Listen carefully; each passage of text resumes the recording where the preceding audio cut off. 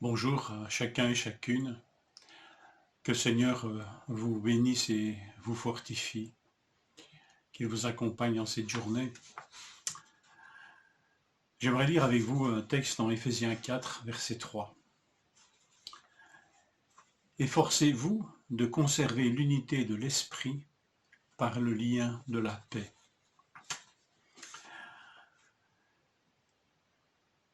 En fait, j'aimerais vous parler d'unité ce matin. Un grand mot, n'est-ce pas, dans ce monde tellement troublé, où presque toutes les nations aujourd'hui se posent des questions sur leur propre unité. Quel enjeu, n'est-ce pas, que ce message d'unité. Jésus, dans Jean 17, d'ailleurs, en a fait grand cas. L'enjeu de l'unité, c'est même que le monde puisse croire qu'il est venu par l'unité des chrétiens entre eux. Ici, voilà ce que ce texte nous dit de l'unité. Tout d'abord, il nous parle d'attitudes fondamentales pour conserver cette unité. Efforcez-vous de conserver l'unité de l'esprit. Et d'emblée, au verset 2, l'apôtre va nous parler de certaines attitudes fondamentales pour conserver cette unité. L'humilité, la douceur, la patience, l'amour, la paix. Pourrions dire que l'unité créée par l'esprit se conserve par les fruits de l'esprit. Efforcez-vous. C'est un mot d'urgence. Faites cela avec hâte, avec diligence. C'est absolument vital. Cette unité, il faut la conserver, nous dit le texte. Quelque part, non pas la créer, mais la conserver. En fait, nous devons conserver ce qui existe déjà. Et nous allons voir que dans les versets qui suivent, de 4 à 6, qu'est-ce qui existe en fait déjà? 7 fois est répétée l'expression « un seul »,« une seule ». L'unité des chrétiens se base sur ce qui est profondément un seul corps. Dans le texte aux Éphésiens, dans l'épître aux Éphésiens, nous comprenons très vite que le corps dont il est question, c'est l'Église. Un seul corps dans lequel nous sommes édifiés. Un seul esprit qui unit tout et tous. On dirait là que c'est la patte de l'esprit, c'est d'unir. Une seule espérance qui est liée à notre appel. L'épître aux Éphésiens nous disait déjà ceci à propos de l'espérance. C'est la prière que nous avons lue, la première prière que nous rencontrons dans Éphésiens 1, 18, et que Dieu illumine les yeux de votre cœur pour que vous sachiez quelle est l'espérance qui s'attache à son appel et quelle est la richesse de la gloire de son héritage qu'il réserve aux saints. L'espérance, on pourrait dire, égale la richesse de la gloire de son héritage qu'il nous réserve à nous tous.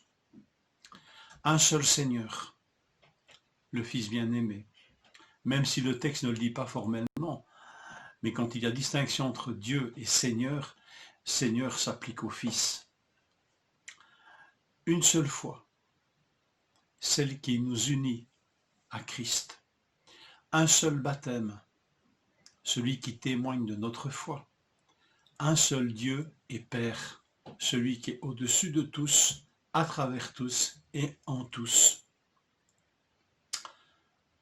Le corps, l'espérance, la foi, le baptême, profondément unis à l'Esprit, au Seigneur et au Père.